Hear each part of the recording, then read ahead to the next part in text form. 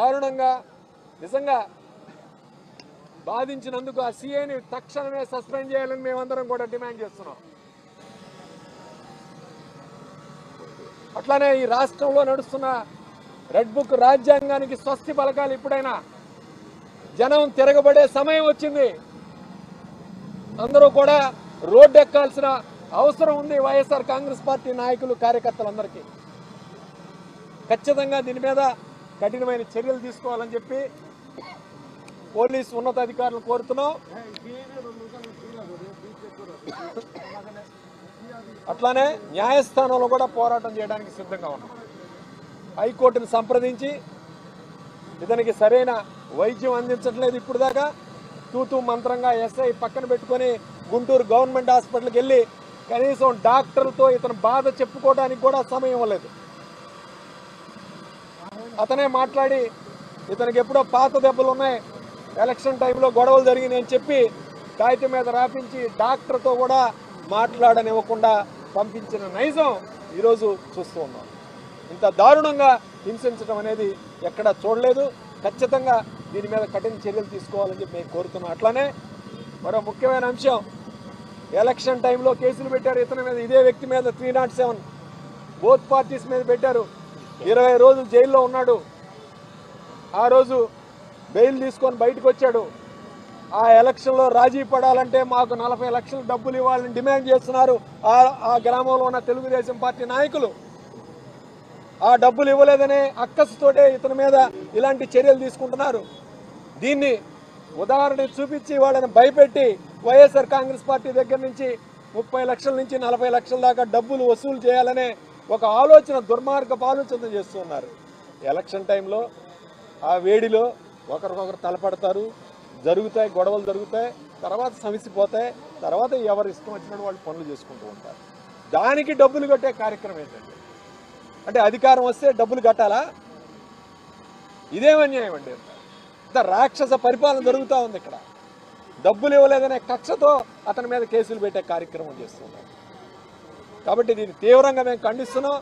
జగన్మోహన్ రెడ్డి గారి దృష్టికి కూడా ఇది ఎంత వెళ్ళింది. ఖచ్చితంగా ఆయన కూడా మమ్మల్ని అందరినీ కూడా ఈరోజు పంపించడం జరిగింది.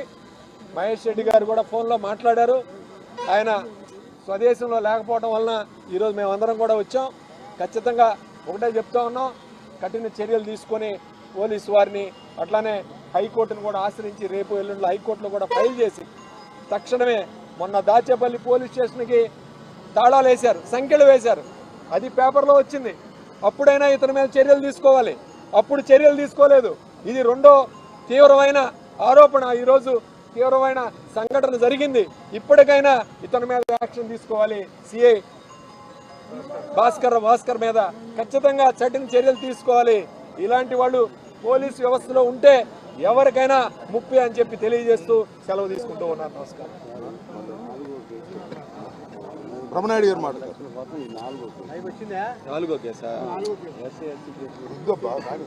ఈరోజు ఉన్న సమాచారం మేరకు మాట్లాడారు. గురిజాల నియోజకవర్గంలో జరుగుతున్నటువంటి దాడులు రోజువారీగా వైఎస్ఆర్ కాంగ్రెస్ పార్టీ నాయకుల్ని, కార్యకర్తల్ని అనేక రకాలుగా చిత్రహింసలకు గురి చేస్తుంటే పెద్దలు, గౌరవనీయులు, సీనియర్ నాయకులు, మాజీ మంత్రి గారు అంబటి రాంబాబు గారిని పంపించడం జరిగింది. అదేవిధంగా మా మాజీ ఎమ్మెల్యే గోపిరెడ్డి గారు, ఇంకా డాక్టర్ గారు సత్యనపల్లి నుంచి ఇక్కడ డాక్టర్ గారు అందరూ రావటం జరిగింది. ఇది వాస్తవం చెప్పాలంటే పెద్ద ఆయన మాట్లాడతాడు. వాస్తవాలు చెప్పాలంటే రోజువారీగా ఈ దారుణాలు చూడలేక, ఈ దారుణాలు ఎప్పుడూ జరగనటువంటి దారుణాలు ఈరోజు జరుగుతున్నటువంటి పరిస్థితి చూస్తే కూటమి అనే ప్రభుత్వం వైఎస్ఆర్ కాంగ్రెస్ పార్టీలో ఎవరున్నా వాళ్ళ కోకట వేళ్లతో వాళ్ళని పెగలించాలి అని ప్రయత్నం చేస్తున్నటువంటి వారందరికీ మేము ఒకటే చెప్తున్నాం, మీరు ఎంత హింసించినా ఓర్పుతో, సహనంతో పోరాటం చేస్తున్నాం. ఇబ్బందులు గురి చేస్తున్నా భరిస్తున్నాం. అన్ని విధాల సహనంతో పాటిస్తున్నాం. చట్ట ప్రకారంగా కూడా ప్రయత్నం చేస్తున్నాం. ఇవన్నీ పక్కన పెడితే ఒక సిఐ గారు ప్రజల్ని కాపాడాల్సినటువంటి పరిస్థితుల్లో ఉన్న ఆ డిపార్ట్మెంట్ మీద ప్రజలకి నమ్మకం అనేది లేకుండా ప్రజల్ని చిత్రహింసలు చేయటమే భాగంగా ఈ సీఏ గారు తీసుకొస్తుంటే ఆ అబ్బాయిని కాళ్ళు పడుగ్గా సాపించి కొట్టినంతసేపు కొట్టి ఆయనకు అలుపు వచ్చి ఈ 2 కాళ్ళ మీద నిలబడి బూట్ కాళ్ళతోటి తొక్కుతూ ఉంటే సార్ కాళ్ళు ఇరిగిపోయినాయి సార్ కాళ్ళు ఇరిగిపోయినాయి సారా అని ఏడుస్తూ ఉంటే పైశాచిక ఆనందంతో ఇప్పుడు నేను వీళ్ళందరూ ముందు వచ్చారు నా వెనక్గా ఉన్నారు అక్కడ చెప్పుకోలేని కాడ కూడా కాలుతో చేశాడండి అని చెప్తున్నారు. అంటే బేద్యాలు కూడా టచ్ చేశాడండి. ఇలాంటి పాలన, ఇలాంటి సిఐ గారు, ఇలాంటి పోలీస్ డిపార్ట్మెంటు, ఈ పోలీస్ డిపార్ట్మెంట్ ఎన్నాళ్ళు ఇలా మీరు వైఎస్ఆర్ కాంగ్రెస్ పార్టీ నాయకుల్ని ఇబ్బందులకు గురి చేస్తారని ఈ సందర్భంగా మేము మిమ్మల్ని క్వశ్చన్ చేస్తున్నాం. కంపల్సరిగా జగన్మోహన్ రెడ్డి గారు కానీ ప్రతి ఒక్క దాంట్లో ప్రతి ఒక్కరి మీద అక్రమ కేసులు బనాయించాలన్న ప్రయత్నంలో భాగమే ఈ చర్యలన్నీ కూడా. ఇది అందరికీ తెలుసు. ఒక సిఏ గారే కాదు, ఒక చీఫ్ మినిస్టర్ గారి కాడి నుంచి, ఒక మంత్రి కాడి నుంచి, రెడ్ బుక్ రాజ్యాంగం దగ్గర నుంచి ఈ ప్రయత్నాలు అనేవి మీరు మానుకోకపోతే పూర్తి స్థాయిలో ఎదురు తిరిగి పోరాటం చేయటం తప్పనిసరి పరిస్థితి కనిపిస్తూ ఉందని ఈ సందర్భంగా తెలియపరుస్తున్నాం. వైఎస్ఆర్ కాంగ్రెస్ పార్టీ నాయకులు, కార్యకర్తలు ఎవరు కూడా భయపడాల్సిన అవసరం లేదు. ఎన్ని కేసులు పెడతారో పెట్టండి, దానికి సిద్ధంగా ఉన్నామని కూడా ఈ సందర్భంగా తెలియపరుస్తున్నాం. మీరు అక్రమ కేసులు బనాయించండి, పెట్టండి కేసులు, కానీ మీరు కొట్టడం చూస్తున్నారు చూడండి, అది మహానేరం. దాన్ని వదిలిపెట్టం. పూర్తి స్థాయిలో లీగల్ ఎయిర్ నుంచి కంపల్సరిగా లీగల్ సెల్ నుంచి దీని మీద హైకోర్టులో కూడా వేసి పూర్తి స్థాయిలో చర్యలు తీసుకునేదానికి ధర్మబద్ధంగా పోరాటం చేస్తామని, న్యాయబద్ధంగా పోరాటం చేస్తామని మీ అందరి తరఫున నేను ఈ సందర్భంగా తెలియపరచుకుంటూ సెలవు తీసుకుంటున్నాను.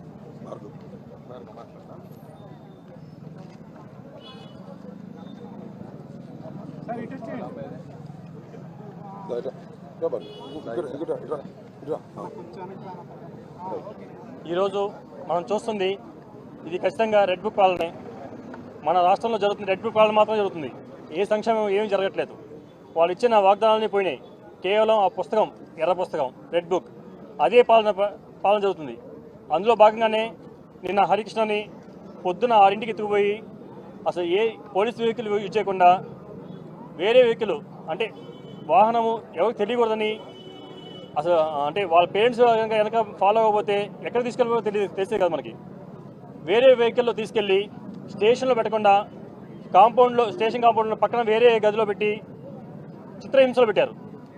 అది ఎట్లా ఉంటుందంటే 30 టార్చర్ అంటే కర్రం పెట్టి దాని మీద నించోబెట్టి తొక్కడం అంటే నరకం ఉంటుంది. అంత టార్చర్ని అతని భరించాలంటే నిజంగా అతను ఎంత టార్చర్ పడి ఉంటారో మనకు తెలుస్తుంది. అవి బయటికి వాతలు ఉండని టార్చర్, అది పోలీస్ టార్చర్ అంటారు. ఆ 30కి టార్చర్ పెట్టి వైసీపీ కార్యకర్తలని భయాందోళనకి గురి చేస్తున్నారు. ఖచ్చితంగా ఇది ఫస్ట్ టైం కాదు. మొన్న కృష్ణవేణి గారిని ఇంతే ఇక్కడే అదే సిఐ అరెస్ట్ చేశారు. మన రాష్ట్రంలో ఎప్పుడు ఎవరు చూడండి బయట గేటుకి వెడిలేయటం, ఇది ఎప్పుడు ఎవరు చూసుండరు. ఆ రోజు మనం కోర్టుకి వెళ్ళాం, దానికి అప్పుడు యాక్షన్ తీసుకుంటే ఇది కొంచెం తగ్గేది. ఇంతగా ఆ యాక్షన్ కూడా తీసుకోలేదు. దయచేసి పై అధికారులని, మన డిస్ట్రిక్ట్ ఎస్పీ గారిని, డిఎస్పీ గారిని ఇది గమనించి ఈ సిఐ భాస్కర్ గారి మీద యాక్షన్ తీసుకోమని చెప్తున్నాం. ఇది ఫస్ట్ది సెకండ్ది కాదు. ఇంతకుముందు పిండిన సైదాన్ని కూడా అంతే కొట్టారు. వికలాంగులను చూడకుండా అతని మీద కూడా అదే రీతిలో దాడి చేశారు. కనీసం నేను నడవలేనన్నా, నా కాలు బాగలేదు, నాకు నడకలేదు అన్నా వదలకుండా కొట్టారు. అప్పుడు ఇంతే.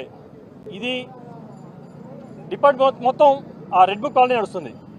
ఇప్పటికైనా మారి ఆ రెడ్ బుక్ పాలన వదిలిపెట్టి వాళ్ళు ఇచ్చిన ప్రామిసులు సూపర్ 6 అన్నారు, సూపర్ 7 అన్నారు, అవన్నీ గాలికి వేశారు. వాటి గురించి చూడమని.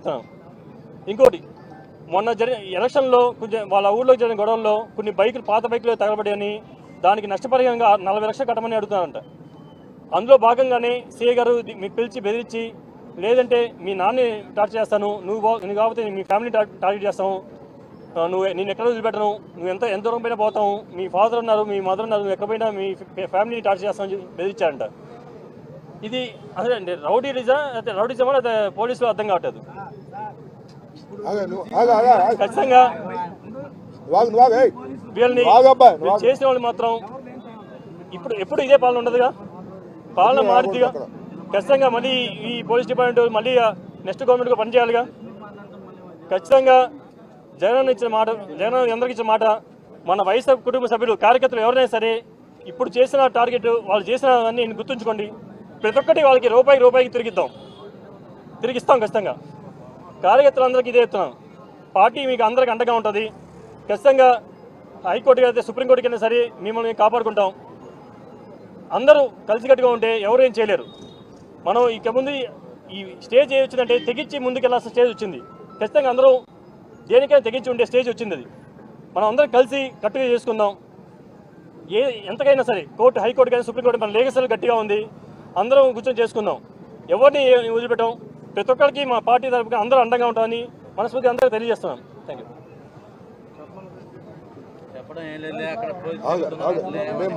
ఇదిగో నువ్వు ఇప్పుడు మాట్లాడకూడదు, మేము తర్వాత ఇప్పుడు మాట్లాడకూడదు. మేము మాధవి మాట్లాడతారు లీగల్ సెల్.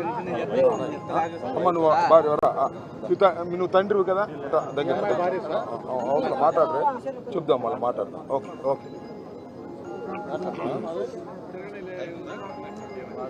మాట్లాడు నేను మళ్ళీ లీగల్ సెల్ మొత్తం చూసినది నువ్వే కదా, అవి ఉండేదేమో ఇద్దాం, వాళ్ళు ఇస్తారు ఎవరో మనది. Legal cell district president Madhavi గారు మాట్లాడతారు. నిన్న తెల్లవారుజామున 4 గంటలకి పోలీసు వారు వారి వాహనంలో కాకుండా ప్రైవేటు వాహనంలో ఒక వ్యక్తిని కిడ్నాప్ చేయడం అనేది పోలీసు వాళ్లే కిడ్నాప్ చేసి జరగటం ఈ కాన్స్టిట్యున్సీలో, ఈ పల్నాడు జిల్లాలో మొదటిసారిగా. కేసు పెట్టచ్చు, కానీ కేసు కట్టకుండా వాళ్ళని కిడ్నాప్ చేసి ప్రైవేటు వాహనంలో తీసుకెళ్లి అతన్ని దారుణంగా కొట్టడం జరిగింది. అంతేకాకుండా ఈ హరికృష్ణని మ్యాజిస్ట్రేట్ గారి ముందు హాజరుపరిచినప్పుడు కూడా నన్ను కొట్టారమ్మా అని కూడా చెప్పారు. జడ్జి గారికి కూడా చెప్పడం జరిగింది. ఆయన స్టేట్మెంట్ కూడా రికార్డ్ చేశారు. అంతకుముందు ఇదే జడ్జి గారి దగ్గర ఇదే సిఐ గారు ఆల్రెడీ పాలేటి కృష్ణవేణి కేసులో కూడా ఇతను హెరాస్ చేస్తున్నాడని చెప్పడం ఇది రెండోసారి, అతని మీద రెండోసారి జరుగుతూ ఉంది. కాబట్టి ఇలాంటి వాటిలో ఇదే మ్యాజిస్ట్రేట్ గారు 2 సార్లు స్టేట్మెంట్ రికార్డ్ చేయడం జరిగింది. నిన్న కూడా వాళ్ళు హాస్పిటల్కి తీసుకెళ్లిన తర్వాత కూడా ఆ రిపోర్టును కోర్టు వారు నమ్మకుండా మళ్ళీ గవర్నమెంట్ హాస్పిటల్కి రిఫర్ చేశారు. గవర్నమెంట్ హాస్పిటల్ నుంచి మళ్ళీ అన్ని టెస్టులు చేసిన తర్వాత తీసుకొచ్చారు. దాని మీద కూడా ఆ రిపోర్టు మీద కోర్టు వారు రికార్డ్ చేసిన స్టేట్మెంట్ మీద కూడా మేము హైకోర్టుకు వెళ్తున్నాము. అంతేకాకుండా కేసులు పెట్టచ్చు, కానీ ఇలా మానిటరీ బెనిఫిట్ కోసం ఆల్రెడీ కేసులు ఎలక్షన్ టైంలో పెట్టుకున్నారు. ఆ కేసులను అలా ఉంచేసి దానిలో వాళ్ళు ఏదో లాభం పొందాలని, డబ్బులు కావాలి అని చెప్పేసి ఇల్లీగల్గా ఇలా ప్రైవేటు వాహనాల్లో తీసుకొచ్చి ఇలా హింసించడం, ఫ్యామిలీ మెంబర్స్ అందరినీ ఎమోషనల్గా బ్లాక్మెయిల్ చేయటం, ఇలా జనాలందరూ నిన్న ఒకేసారి అలా స్టేషన్ ముట్టడించేటప్పటికి ఈ కాన్స్టిట్యున్సీలో ఉన్న పోలీసు మొత్తం బెటాలియన్ అంతా దించడం వల్ల నిన్న మ్యాజిస్ట్రేట్ గారి దగ్గర హాజరుపరచడం జరిగింది. లేదు అంటే ఇతని మీద 2-3 రోజులు ఉంచి హరాస్ చేసేవాళ్ళు. నేను వెళ్ళాను లోపలికి, అతను నడవలేని పరిస్థితుల్లో కూడా ఉన్నాడు. జడ్జి గారు ఎదుట కూడా ఇలా హెరాస్ చేశారని చెప్పారు. దీని మీద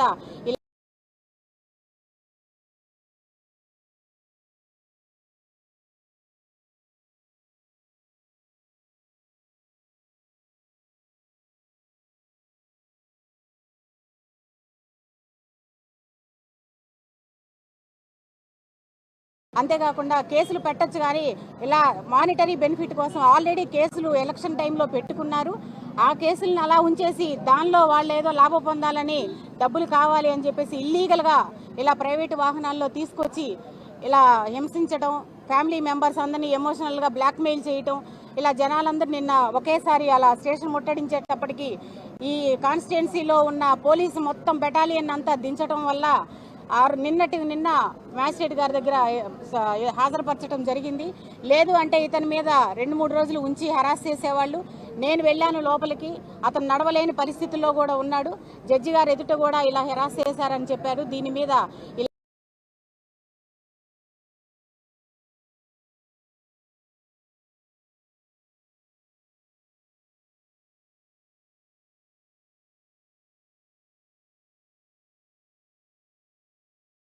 లేదు అంటే ఇతని మీద 2-3 రోజులు ఉంచి హరాస్ చేసేవాళ్ళు. నేను వెళ్ళాను లోపలికి, అతను నడవలేని పరిస్థితుల్లో కూడా ఉన్నాడు. జడ్జి గారు ఎదుట కూడా ఇలా హెరాస్ చేశారని చెప్పారు. దీని మీద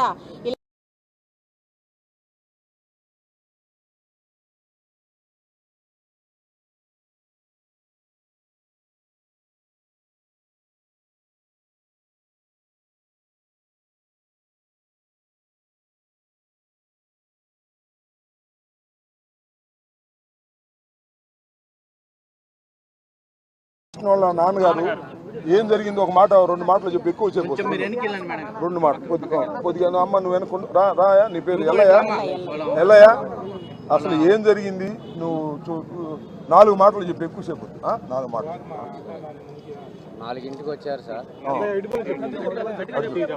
4ంటికి వచ్చిండ్రు సార్. 4ంటికి వచ్చి తండ్రి కొడుకుల్ని ఇద్దరిని తీసుకొస్తారు సార్. ఈ లోపల మేము ఇద్దరం అయితే రామని మన్నాయని తీసుకొని వచ్చినాం సార్. మన్నాయని తీసుకొచ్చిన తర్వాత స్టేషన్ దగ్గరికి వచ్చినాం. ఓర్లేరు కానిస్టేబుల్ ఉన్నాడు. లోన్ కూర్చోబెట్టిండ్రు పిల్లగాన్ని. మన్నాయి నేను ఇంటికి పోయి స్నానం చేసి వస్తున్నానని మన్నా ఇంటికి వెళ్ళాడు. నేను పిల్లగాడు లోన్ ఉండి నేను బయట కూర్చున్నా సార్. ఈ లోపల సీఏ గారు మన్నాయి బాగా భరణ వచ్చింది సార్. రావటం అని పట్టుకురండి అన్నాడు సార్. పిల్లగాన్ని పట్టుకొచ్చి నన్ను ఒక ఇద్దరు పట్టుకొని ఎంఆర్ఓ ఆఫీసులో అవతల కూర్చోబెట్టారు సార్. కూర్చోబెట్టాలకే పిల్లగాన్ని లోనకి తీసుకెళ్ళినారు. నానా కాలు ఇరిగింది దాని కింద పడి కేకేసిండు.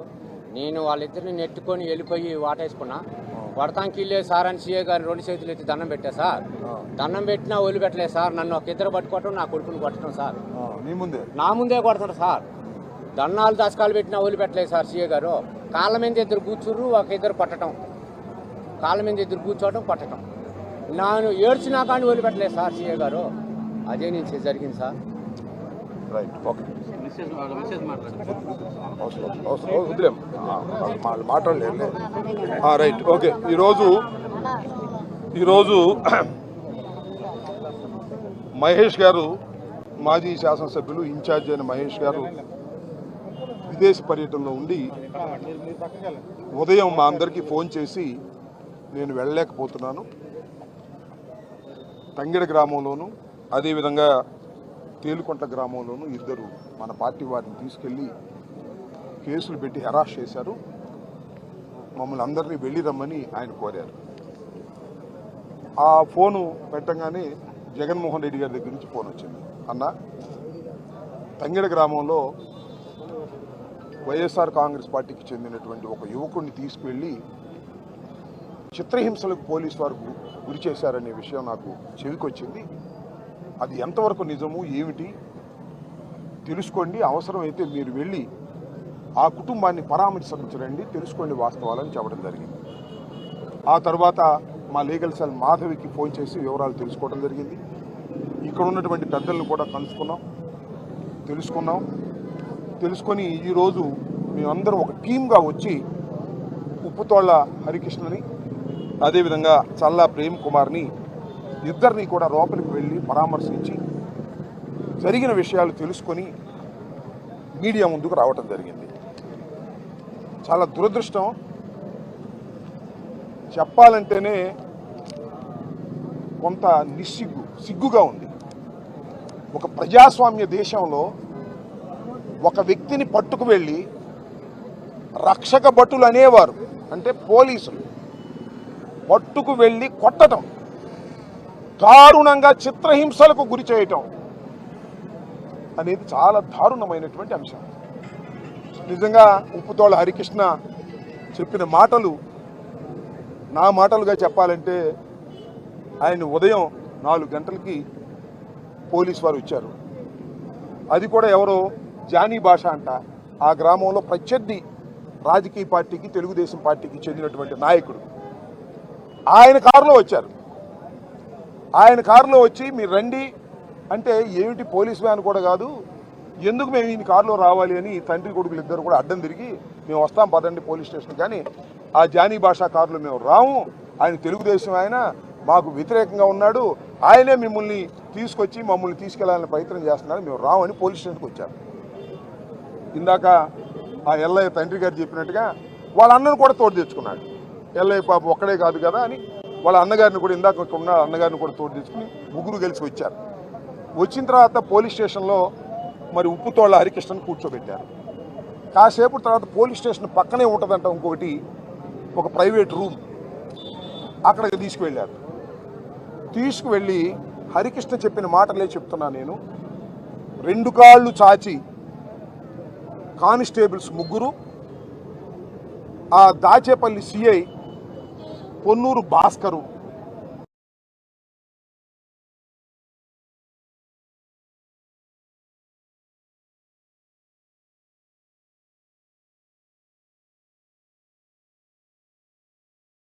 వచ్చి ఆ 2 కాళ్ళ మోకాళ్ళ మీద నిలబడి ముఖం మీద కొట్టడం. What is this? ఏం చేశాడు ఆయన? అతను ఏం ఘోరం చేశాడు? వైఎస్ఆర్ కాంగ్రెస్ పార్టీలో ఉన్నాడు. అయితే పోలీసులు ఏదైనా ఉంటే కేసు పెట్టండి. పెట్టారుగా 307 అంటే 109 బిఎన్ఎస్ పెట్టారు. అంటే మనిషిని చంపబోయాడని ఓ ఫాల్స్ కేసు పెట్టారు. మరి కొట్టడం ఏంటి? ఒక మనిషి ఇట్లా కొట్టడం ధర్మమేనా? అసలు ఆ సిఐ గారి పద్ధతి ఏంటి? This the second time Krishnaveni అని ఆయన పట్టుకొచ్చి హైదరాబాద్లో పట్టుకొచ్చి రాత్రి 12-1 గంటకి ఆమెని ఇంటర్వ్యూ చేశాడు, ఇంట్రాగేషన్ చేశాడు. అదే విషయం మ్యాజిస్ట్రేట్ గారికి చెప్పింది. ఆమె చెబితే నోటీస్ ఇచ్చారు మ్యాజిస్ట్రేట్ గారు. మళ్ళీ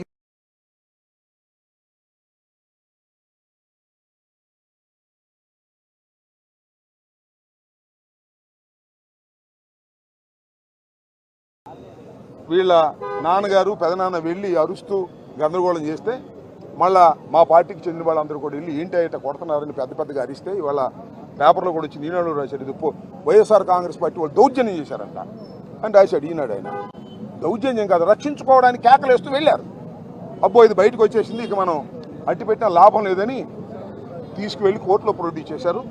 ప్రొడ్యూస్ చేసే ముందు తీసుకువెళ్ళి హాస్పిటల్లో చూపించారు. ఇది ధర్మం, అంటే ప్రొసీజర్. హాస్పిటల్లో చూపిస్తే చెప్పాడు, అయ్యా నన్ను కొట్టారు పోలీసు వారు, నా కాళ్ళు పగిలిపోయినాయి, మోకాళ్ళు పని చేయటం లేదు, నడవలేకపోతున్నానని చెప్తే మరి డాక్టర్ గారు ఏం మేనేజ్ చేశారు, ఏమి రాశాడో మాకు తెలియదు, అది రిపోర్ట్ వస్తుంది. డాక్టర్ గారు ఏమి రాశాడో, వీళ్ళు ఏం మేనేజ్ చేశారో, వీళ్ళేం లేదండి, వాడికి అంతకుముందే దెబ్బలు ఉన్నాయి, అంతకుముందే కాళ్ళకు దెబ్బలు ఉన్నాయి, ఇవన్నీ కొత్త దెబ్బలు కాదండి, ఈయన పోలీసు వాళ్ళు చెప్పటం. మరి డాక్టర్ గారు ఏమి రాశాడో వస్తే తెలుస్తుంది. అతను లారీ డ్రైవర్గా పనిచేస్తున్నాడు. ఎందుకంటే తంగెడలో ఎన్నికలు అయిపోయిన తర్వాత ఎన్నికల్లో జరిగిన గొడవల వల్ల ఇతన్ని కొడతారని, ఇతని మీద కేసులు పెడతారని భయపడి తెలంగాణ వెళ్ళి అక్కడ లారీ డ్రైవర్గా పనిచేసుకుంటున్నాడు. ఇంకా కాళ్ళు నొప్పులేంటి, లారీ డ్రైవర్గా పనిచేసుకుంటున్నాడు కదా, శుభ్రంగా లారీ డ్రైవర్గా పోయి హనుమాన్ జయంతి అని వచ్చాడు, దొరికాడు రాని పట్టేశారు. పట్టేసి తీసుకువెళ్ళి ఈ విధంగా చిత్రహింసలకు గురి చేశారు. తర్వాత మ్యాజిస్ట్రేట్ గారి దగ్గర ప్రొడ్యూస్ చేశారు. గత్యంతరం లేని పరిస్థితుల్లో, లేకపోతే అప్పుడప్పుడు ప్రొడ్యూస్ చేసేవాళ్ళు కాదు, మొత్తం దెబ్బలను తగ్గిన తర్వాత ప్రొడ్యూస్ చేస్తారు. కానీ వాళ్ళ నాన్న, వాళ్ళ పెదనాన్న, ఇంకా వైఎస్ఆర్ కాంగ్రెస్ పార్టీ నాయకులు వెళ్ళి మా వాడిని ఎందుకు తీసుకొచ్చారు కోర్టులో ప్రొడ్యూస్ చేయమని గద్దించిన తర్వాత గత్యంతరం లేని పరిస్థితుల్లో కోర్టులో ప్రొడ్యూస్ చేసే ముందు డాక్టర్ గారికి చూపిస్తే డాక్టర్ గారికి ఈ విధంగా చెప్తే మరి ఆయన ఏం రాశాడో తెలియదు. మళ్ళీ మ్యాజిస్ట్రేట్ గారి దగ్గరికి వెళ్ళాడు. మ్యాజిస్ట్రేట్ గారు సహజంగా ఎవరైనా ఒక ముద్దాయిని పోలీసు వారు హాజరుపరిస్తే కోర్టు వారు మొదటి ప్రశ్న ఏమంటారంటే, అయ్యా నిన్ను పోలీసు వారు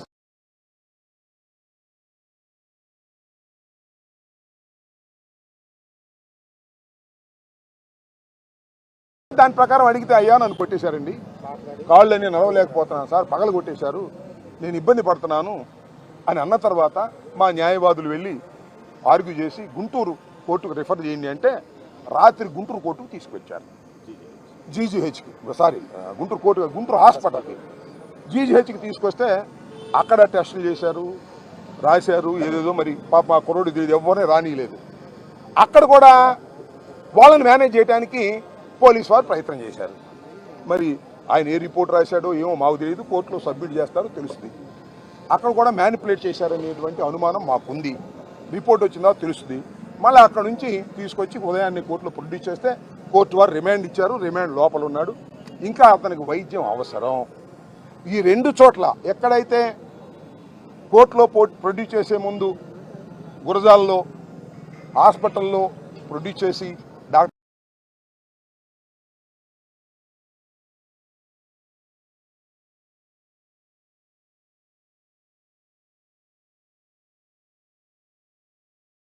అనేది చాలామంది అనుమానం. కానీ మా అక్యూజ్డ్గా ఉన్నటువంటి ఉప్పుతోళ్ళ హరికృష్ణ మాత్రం నన్ను పోలీసు వారు కొట్టారు అని చెప్పారు. ఎక్స్రే తీశారంట, కానీ వాపు ఉంది భయంకరంగా. డాక్టర్లు కూడా వచ్చారు, వాళ్ళు కూడా చూశారు, వాపు ఉంది. ఎంఆర్ఐ స్కానింగ్ తీయాల్సిన అవసరం ఉంది. ఎంఆర్ఐ స్కానింగ్ తీయలేదు. తీస్తే మళ్ళా కేసు అయిద్దామని పోలీసు వారు భయపడుతున్నారు. ఈ విధంగా సబ్ జైల్లో ఉన్న వ్యక్తికి సరైనటువంటి వైద్యం అందనటువంటి పరిస్థితి కూడా కనిపిస్తుంది. దీని మీద మేము ఉన్నత న్యాయస్థానానికి వెళ్ళి అతన్ని మరొక చోటకు రిఫర్ చేసేటటువంటి ప్రయత్నం కూడా మా న్యాయవాది బృందాలు చేస్తున్నారని ఈ సందర్భంగా నేను చెప్పదలుచుకున్నాను. ఒక వ్యక్తిని ఈ విధంగా ఆయన సూపర్ పవరో లేకపోతే కాకి బట్టలు వేసుకున్నటువంటి తెలుగుదేశం కార్యకర్తో లేక కాకి బట్టలు వేసుకున్న తెలుగుదేశం గూండానో ఆయన నాకు తెలీదు. ఆ సిఐ గారు ఆయన పేరేదో భాస్కర్, పొన్నూరు భాస్కర్ అంట. This is the second time కొట్టడం అనేది. ప్రైవేట్ కేసులు 4 ఉన్నాయండి అతని మీద, అది వేరే అంశం. ఇది సెకండ్ టైం కృష్ణవేణి మీద ఆ విధంగా చట్ట వ్యతిరేకంగా ప్రవర్తించాడు. ఇవాళ ఉప్పుతోళ్ల హరికృష్ణ అనేటువంటి ఒక లారీ డ్రైవర్ మా పార్టీకి చెందినటువంటి వ్యక్తి అయినంత మాత్రాన తీసుకెళ్లి కొట్టడం ఏంటి నాకు అర్థం కాలేదు. కొట్టారో అని ఇప్పుడు అక్కడ గొడవ చేస్తున్నారుగా. ఎవరు మన డిప్యూటీ స్పీకర్ గారు కొట్టారో అని ఒక ఐపీఎస్ ఆఫీసర్ని సస్పెండ్ చేశారు, జైల్లో పెట్టారు. మరి ఉప్పుతోళ్ల హరికృష్ణను కొట్టినందుకు ఏం చేయాలా? వాళ్ళనే జైల్లో పెడితే నిన్నేం చేయాలా అని అడుగుతా ఉన్నా. ఆయన పేరేంటి? కాదు మన భాస్కర్ అనే ఆయన. ఏంటిది? నీ కాకి బట్టలు వేసుకుంటే, నీకు లాఠీ ఉంటే, నీకు తుపాకీ ఉంటే నువ్వు రౌడీ అయిపోతావా? తెలుగుదేశం పార్టీ వాళ్ళు నీకు చెప్తే నువ్వు మా కార్యకర్తను కొట్టేస్తావా? కొడితే మేము చూస్తూ ఊరుకోవాలా? మేము అధికారం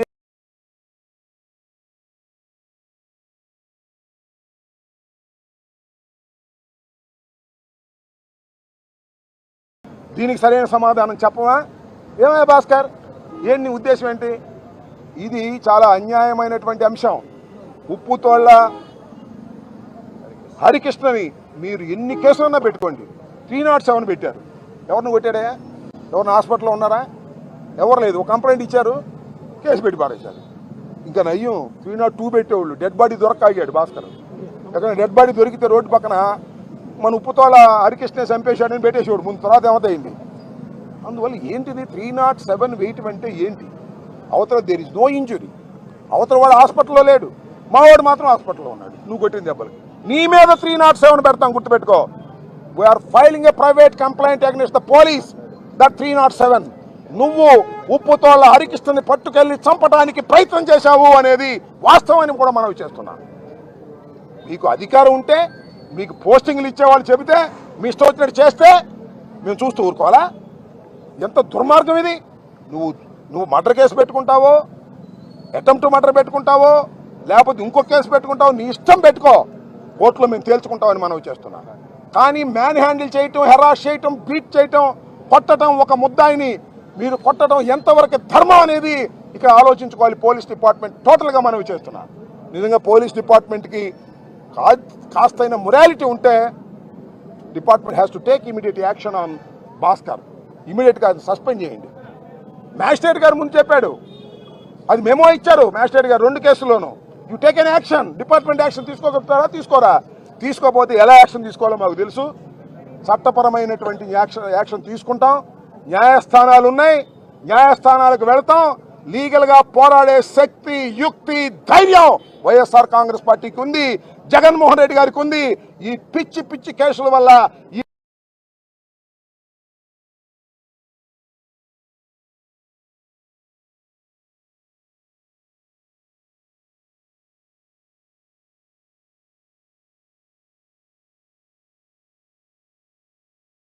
కాంగ్రెస్ పార్టీ మీకు అండగా ఉంది. మీరేం భయపడాల్సిన అవసరం లేదు. మేము చూసుకుంటాం. వ్యవహారం అంతా కూడా లీగల్గా కావాల్సిన అన్ని వ్యవహారాలు మేము చూసుకుంటాం. ఇది జగన్మోహన్ రెడ్డి గారు చెప్పిరమ్మని మమ్మల్ని పంపించారని కూడా ఈ సందర్భంగా నేను చెప్పదలుచుకున్నాను. ఇంకా రెండో విషయం, చల్లా ప్రేమ్ కుమార్, ఈయన తేలుకొట్ల. ఇతను కూడా పారిపోయి హైదరాబాద్లో ఉంటున్నాడు. ఎందుకు వచ్చిన గొడవ? ఈ పోలీసులు లేపక మనం తట్టుకోలేము. ఆ తెలుగుదేశం వాళ్ళు చెబితే పోలీసు వాళ్ళు పట్టుకెళ్ళి మనం కొడుతున్నారని. ఇతను నేను ఉదయం 8:30 పట్టుకున్నారు. అక్కడ లిఫ్ట్ చేసి ఇక్కడ తీసుకొచ్చి కేసు పెట్టారు. ఏం కేసు తెలుసా? సారా అమ్ముతున్నాడంట.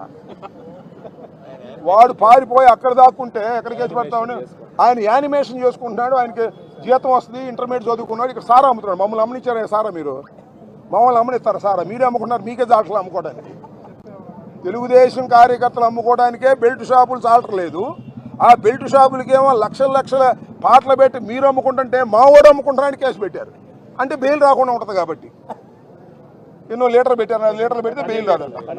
12 లీటర్లు అమ్ముతున్నారని పెట్టారు, కేసు లోపల పెట్టారు. ఏంది ఇది నాకు అర్థం కాలే. ఏందయ్యా మీ కేసులకి ఏమైనా భయపడతావా మేము? ఇవాళ కాబట్టి రేపు, రేపు కాబట్టి ఎల్లుండి బెయిల్ రాదా?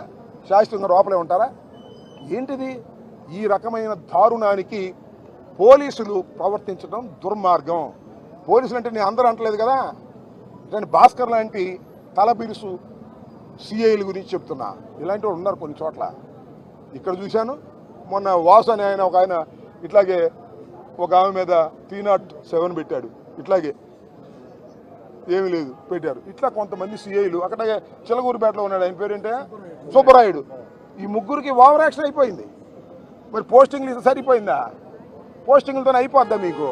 మీ మీద కేసులు వేయలేం. అరే చాలామంది చంద్రబాబు నాయుడు కక్ష పట్టి చాలామంది లోపలేశాడే. ఎవరిని?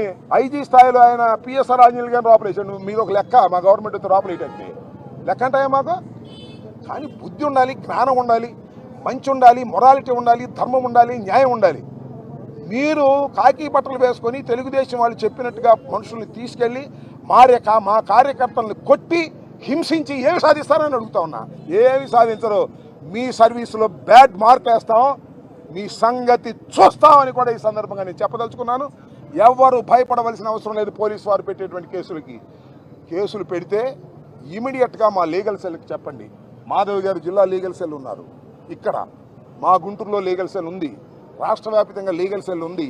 యుద్ధ ప్రాతిపదిక మీద మేము కోర్టులకు వెళ్ళి, హైకోర్టులకు వెళ్ళి, అవసరమైతే సుప్రీం కోర్టులకు కూడా వెళ్తాము. ఈ సందర్భంగానే మనం చేస్తున్నా. కాబట్టి భయపడాల్సిన అవసరం లేదు. ఇది దారుణమైనటువంటి అంశం. ఈ దారుణమైనటువంటి అంశానికి బాధ్యత వహించవలసింది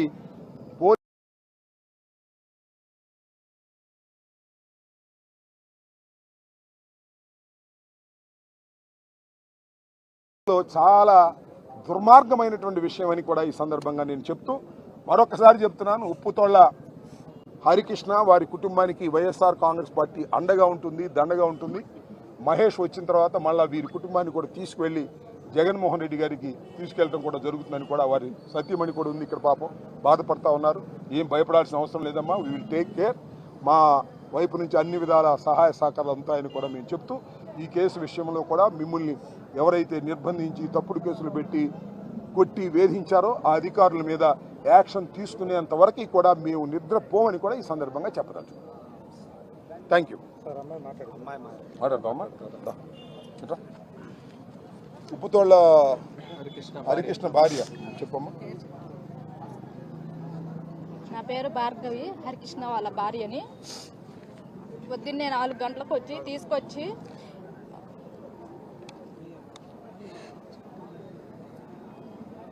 చెప్పమ్మా. భయపడమ్మా. అరెస్ట్ వారెంట్ లేకుండా, పోలీసు వెహికల్ లేకుండా, కనీసం వాళ్ళు ఒంటి మీద యూనిఫామ్ లేకుండా తీసుకెళ్ళి పొద్దుగంటల 6 గంటలకు తీసుకెళ్ళిపోయి మధ్యాహ్నం 11, 2, 3 అయినా సరే చూపించలేదు నా భర్త. నాకు ఏమైందో కూడా తెలియదు. స్పృహ తప్పి పడిపోయాడు. నాకు 3 చిన్నపిల్లలు, నాకు తల్లిదండ్రులు కూడా లేరు. ఏదన్నా అయితే నా భర్త నేనే. నా భర్తకి ఏదన్నా అయితే మేము తట్టుకోలేవు. ఆయన ఉన్నదే ఒక్క కొడుకు. ఆయన కూడా మా మామగారికి ఉన్నదే ఒక్క కొడుకు. ఆయనకి ఏదన్నా అయితే మేము తట్టుకోలేము. అందరూ నా భర్తను కాపాడాలని కోరుకుంటున్నాను నేను. అంతే. Thank you.